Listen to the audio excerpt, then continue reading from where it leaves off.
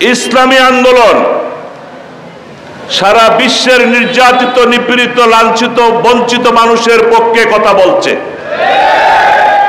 ইসলামী আন্দোলন 56,000 বর্গ মাইলের প্রতিটা আনাচে কানাচের মানুষের কাছে কলেমার দাওয়াত পৌঁছে দিচ্ছে। ইসলামী আন্দোলন অন্যায়ের বিরুদ্ধে একমাত্র একটা ইসলামী দল, ইসলামী আন্দোলন যেটা অন্যায়ের বিরুদ্ধে জিহাদ করছে।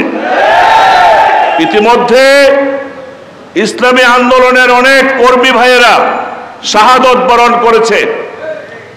আমরা দোয়া করব আল্লাহ যাতে তাদেরকে জান্নাতের সর্বোচ্চ স্থান জান্নাতুল ফেরদাউস নসিব করেন। আমি শায়েখে চরমনাই বাংলাদেশের সর্বোচ্চ জায়গায় তিনি বিচরণ করেন। ওনার কাছে আমার একটা আবেদন রেখে আমি বক্তব্য শেষ করে দিতে চাই। সারা পৃথিবীতে 57টা স্বাধীন দেশ আছে মুসলমানের, 200 কোটির উপরে মুসলমান রয়েছে। মাত্র 1 কোটি ইহুদির কাছে সারা বিশ্বের মুসলমানরা আজকে নির্যাতিত, নিপীড়িত, লাঞ্ছিত, বঞ্চিত। আমি ওই ভাষায় বলতে চাই, আর সময় হাতে নাই। ইসলামী আন্দোলন চরমনাইয়ের নেতৃত্বে আসুন, আমরা আল্লাহর রশিকে মজবুত করে শক্ত হাতে ধরি। ওয়া তাসিমু বিহাবলিল্লাহি জামিআ ওয়া লা তাফাররাকু। আর না হয় নিস্তার নাই। এই বাংলার জমিনে একমাত্র চরমনাই সহি শুদ্ধভাবে ইসলামের চর্চা করে থাকে, জিহাদ করে থাকে, কলেমার দাওয়াত দিয়ে থাকে। এই পার্বত্য চট্টগ্রাম, পূর্ব তিমুর, দক্ষিণ সুদানের মতো একটা খ্রিস্টান রাষ্ট্র করার জন্য আন্তর্জাতিক চক্রান্তকারীরা উঠে পড়ে লেগেছে।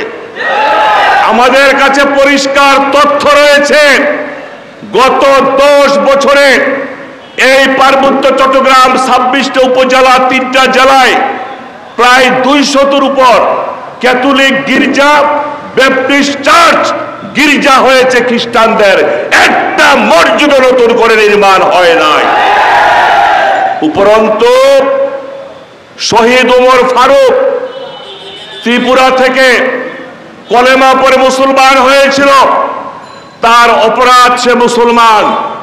রোয়াংছড়িতে তার বাড়িতে মসজিদে ইমামতি করে এশার নামাজের নামাজ শেষ করে ঘরে যাওয়ার পথে তাকে গুলি করে হত্যা করা হয়।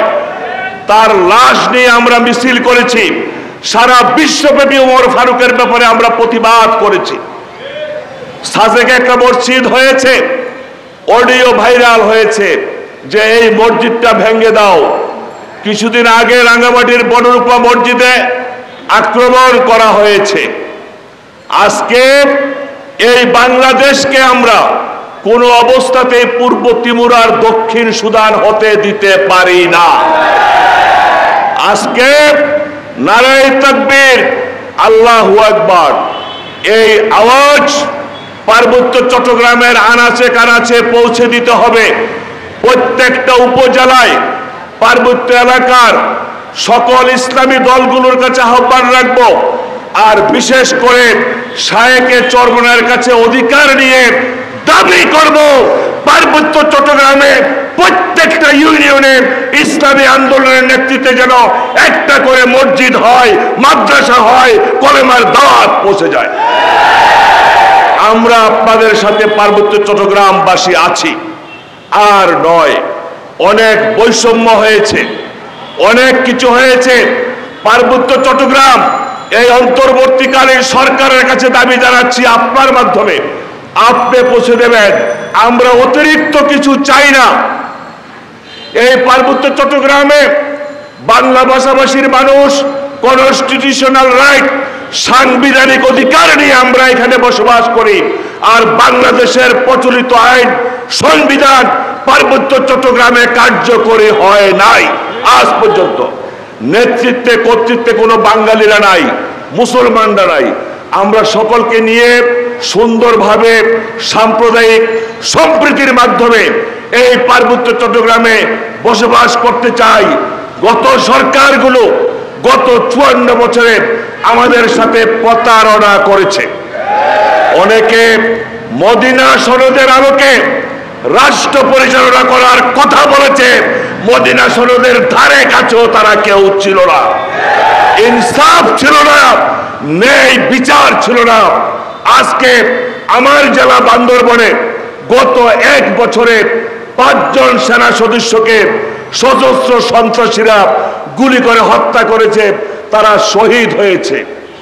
আমি শাহেকে চরমনাইকে বলতে চাই, যে অঞ্চলে দেশ রক্ষা বাহিনীকে গুলি করে হত্যা করা হয়, সেই অঞ্চলের স্বাধীনতা সার্বভৌমত্ব হুমকির মুখে পড়ে যায়।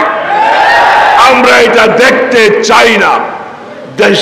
দেশের প্রচলিত আইনে সাংবিধানিক অধিকার এই অঞ্চলে প্রতিষ্ঠা করতে হবে।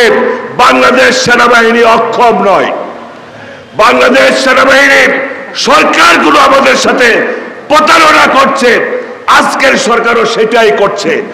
বাংলাদেশ সেনাবাহিনীকে যদি নির্দেশ দেওয়া হয় 1 দিনের মধ্যে পার্বত্য চট্টগ্রাম থেকে সকল অবৈধ অস্ত্র উদ্ধার করা সম্ভব। আজ পর্যন্ত কোন সরকার সেনাবাহিনী, পুলিশ বাহিনী, বিজিবি, র্যাব বাহিনীকে সেই নির্দেশ দেয় নাই। 54 বছরে 36,000 বাঙালিকে হত্যা করেছে সন্তুলার মা। এই খুনির সাথে কখনো আলোচনা হতে পারে না। খুনির গাড়িতে কখনো লাল সবুজের পতাকা থাকতে পারে না। চুক্তি বাতিল করতে হবে। দেশের প্রচলিত আইনে দেশ চালাইতে হবে। মদিনার সনদের আলোকে ন্যায় বিচার প্রতিষ্ঠা করে আর প্রতারণা নয়। আসুন ইসলামী আন্দোলনের নেতৃত্বে আমরা ঐক্যবদ্ধ হই, আমরা জিতব ইনশাআল্লাহ। মর্নিং সুজ দ্য ডে, সকালের সূর্যটা বলে দেয় সারা দিন কেমন যাবে। আজকে সারা বাংলাদেশে ইসলামী আন্দোলনের নেতৃত্বে যে অন্যায়ের বিরুদ্ধে প্রতিবাদ হচ্ছে, আশা করি আগামী সংসদ নির্বাচনে আমরাই বাংলাদেশের মূল পরিচালনার দায়িত্বভার এদেশের তৌহিদি জনতা আমাদেরকে দিবে ইনশাআল্লাহ। ধন্যবাদ, সবাই ভালো থাকবেন। আসসালামু আলাইকুম ওয়া রাহমাতুল্লাহি ওয়া বারাকাতুহু।